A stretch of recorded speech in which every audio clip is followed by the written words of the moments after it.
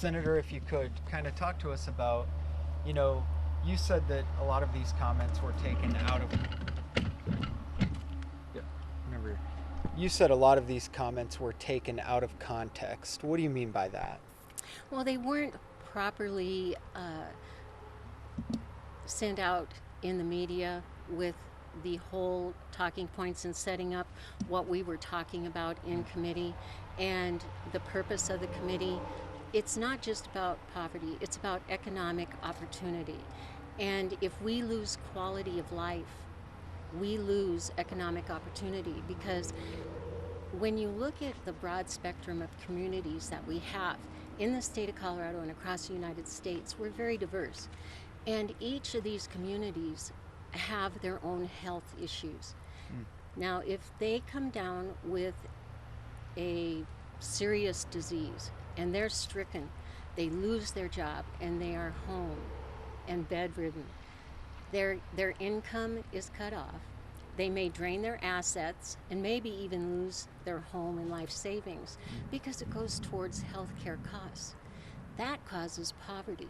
Quality of life is something that we want to talk about and open up a dialogue across the whole United States. At least give the people their information, about health and what is going on within their families, within their demographics and communities. Give them that opportunity so they can make a choice on how to eat, how to make their quality of life better if they choose. I'm not for legislating what you're going to eat at all, but give you the opportunity to have that information about what you may be predisposed to. It's so important to just give the people the information. And this is opening up a big dialogue.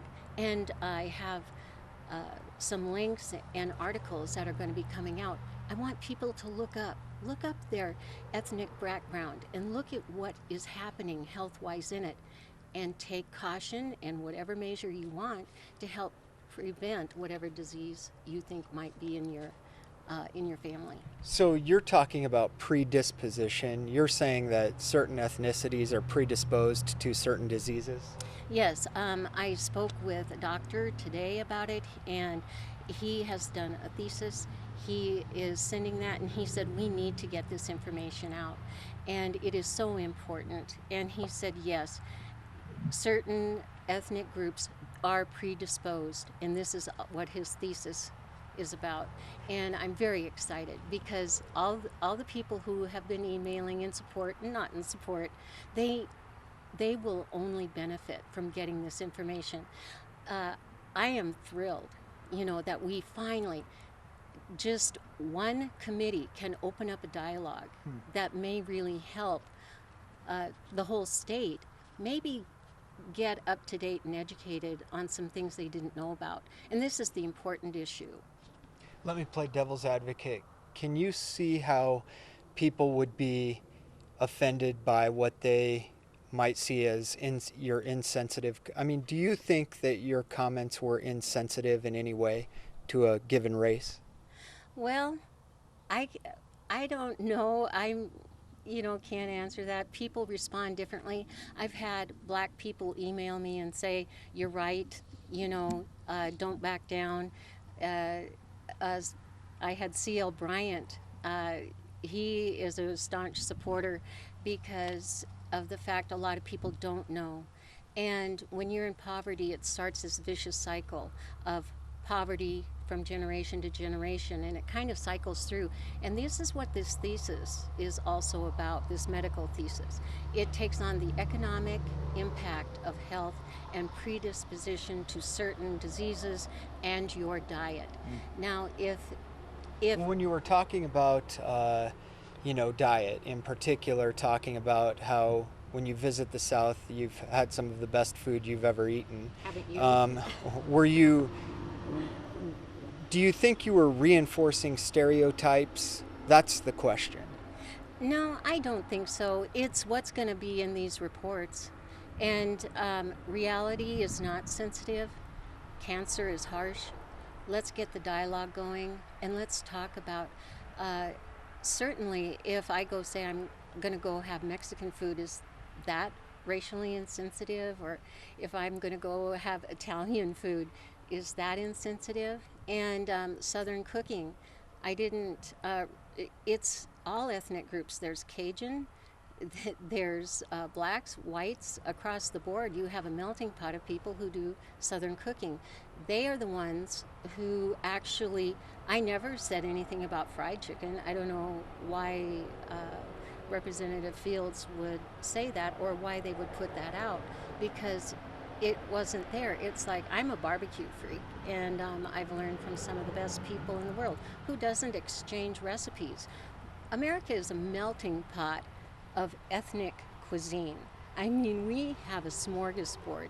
And when we come to America and Americanize our foods, it is really funny because we do add more butter, we put in more salt, and our health suffers. But So you're saying diet contributes to all of these things, and it can. within certain ethnic groups, their diets can contribute to disease. Yeah, whites have predisposition to diseases. I know what runs in my family.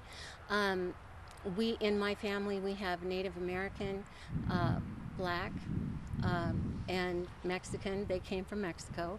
And we also have Jew.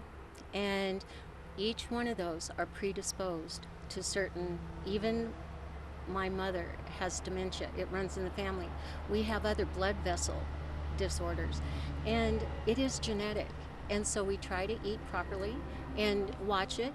Do we do 100% all the time? No. But we're aware and we know what to look for. And this is an awareness that everybody needs to get. It's important to educate yourself and have that dialogue about your family and take care of them. Diet is very, very, I mean, if you eat horribly, you aren't going to have the best health. Bottom line, Senator, do you feel your comments were insensitive? Do you feel like you owe any particular demographic an apology? No, I think it's more where I guess it was just taken by them wrong. If they don't like what I said, they certainly won't like these reports.